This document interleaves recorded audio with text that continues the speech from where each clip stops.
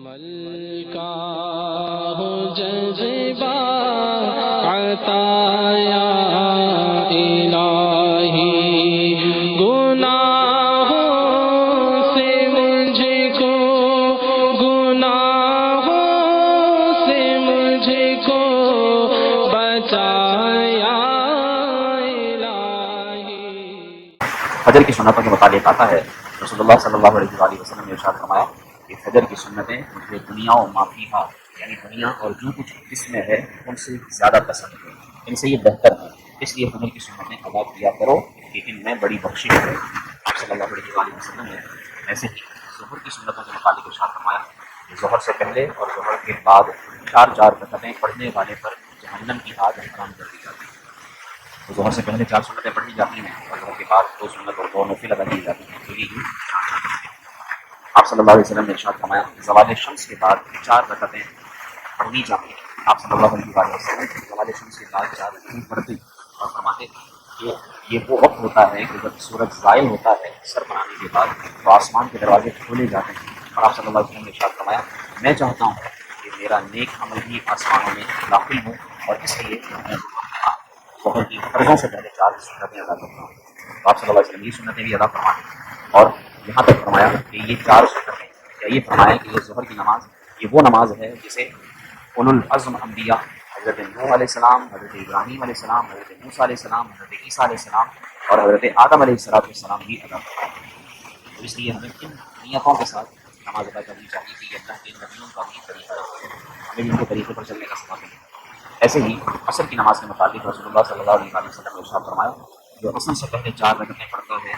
اللہ رب العالمین اس پر رحم فرماتا ہے۔ ایک روایت میں فرمایا کہ جسے عصر کی نماز سے پہلے چار رکعتیں پڑھنے کی عادت ہوگی اسے جہنم کی آگ چھو نہیں سکتی،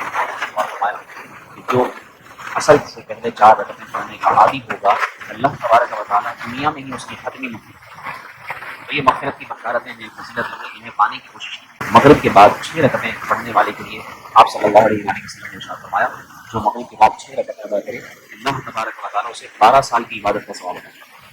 ایسی پیاری بات ہے اتنی عبادتوں کا ثواب ملے صرف 6 رکعتیں پڑھنے سے، تو دو سنت اور دو نفل تو ہوتے ہی ہیں، اس کے ساتھ دو نفل اور ملا لیے جائیں تو یہ نماز صلاۃ الاوابین کہلاتی ہے۔ نماز مغرب کے بعد اس طرح سے دو سنت دو نفل اور 2 رکعتیں اور ملا لیں یہ 6 رکعتیں بن جاتی ہیں۔ ایسے ہی آپ صلی اللہ علیہ وسلم نے ارشاد فرمایا کہ جو مغرب کے بعد 6 رکعتیں ادا کرے اللہ تبارک و تعالیٰ کی طرف سے اس کے لیے جنت میں گھر کی بشارت ہے، اور فرمایا تتجافی جنوبہم عن المضاجع، قرآن کریم میں اللہ نے ارشاد فرمایا کہ جن کے پہلو بستر سے جدا رہتے ہیں تو وہ کون لوگ ہیں، یعنی وہ رات میں اللہ کی عبادت کرنے والے ہیں۔ ایک روایت کے مطابق فرمایا گیا جو مغرب کے بعد نوافل ادا کرتے ہیں اس آیت میں وہ لوگ قرار دیں۔ تو اس اعتبار سے قرآن آیت پر بھی عمل کی نیت سے اگر ہم مغرب کے بعد نوافل ادا کریں تو اس کی فضیلت پائیں۔ ایسے ہی رسول اللہ صلی اللہ علیہ وسلم نے ارشاد فرمایا عشاء کی نماز کے مطابق کہ جو عشاء کے بعد 4 رکعتیں ادا کرتا ہے اللہ رب العالمین اسے شب قدر میں پڑھی جانے والی نماز جیسا ثواب ادا کرتا ہے۔ ایسے ہی آپ صلی اللہ علیہ وسلم نے وطر کے بارے میں فرمایا جو شخص وطر کی نماز ادا کرے اور چاشت کی نماز ادا کرے، چاشت کی نماز جو سورج نکلنے کے 20 منٹ کے بعد ادا کرے، جو شخص چاشت کی نماز پڑھے اور 3 روزے رکھے، یعنی ہر مہینے اس طرح 3 روزے رکھنے کی جسے عادت ہے، اور چاشت کی نماز پڑھے اور سفر اور حضر میں یعنی ہر موقع مقام پر وطر کی نماز ادا کرے تو اللہ تبارک و تعالیٰ اسے شہید کا ثواب عطا فرمائے۔ سرخ اونٹوں سے بہتر ہونے کی بھی بشارت ہے، تو یہ وطر کی نماز یہ جتنی میں نے سنتیں ذکر کی اللہ کرے کہ ہم ان پر بھی عمل کرنے والے بن جائیں، فرض نماز کی طرح ان نوافلوں پر اور ان سنتوں پر بھی مداومت اختیار کریں تو انشاءاللہ ہمیں برکت نصیب ہوگی۔ اور خاص طور پر یہ سمجھ لیجیے کہ یہ نمازیں فرض نماز تو ہم مسجد میں ادا کرتے ہیں، جبکہ یہ نمازیں اگر ہو سکے تو ہم گھر میں ادا کریں۔ کون سی نمازیں؟ سنتیں، نوافل، جب موقع ملے، کیونکہ آپ صلی اللہ علیہ وسلم نے یہ بھی ارشاد فرمایا لوگوں اپنے گھروں میں نماز پڑھا کرو۔ فرض نماز کے علاوہ مرد کی سب سے افضل نماز وہ ہوتی ہے جسے وہ اپنے گھر میں ادا کرتا ہے، تو گھر میں پڑھنے کی بھی نماز کی فضیلت ہے۔ آپ صلی اللہ علیہ وسلم نے ارشاد فرمایا جب تم میں سے کوئی شخص اپنی مسجد میں نماز ادا کر لے تو اسے چاہیے کہ اپنے گھر کے لیے نماز میں سے کچھ حصہ بچا کر رکھے، کیوں؟ اللہ عز و جل اس نماز کے سبب اس کے گھر میں خیر و برکت عطا فرماتا ہے۔ آپ صلی اللہ علیہ وسلم نے یہ بھی ارشاد فرمایا، سوال کیا گیا آپ سے کہ جو نماز گھر میں ادا کی جائے یا جو نماز مسجد میں ادا کی جائے تو کون سی نماز افضل ہے؟ آپ نے فرمایا کیا تم نہیں دیکھتے کہ میرا گھر مسجد سے کتنا قریب ہے؟ پھر بھی حضور علیہ السلام کا تو روزہ آپ کا جو حجرہ تھا وہ مسجد کے ساتھ،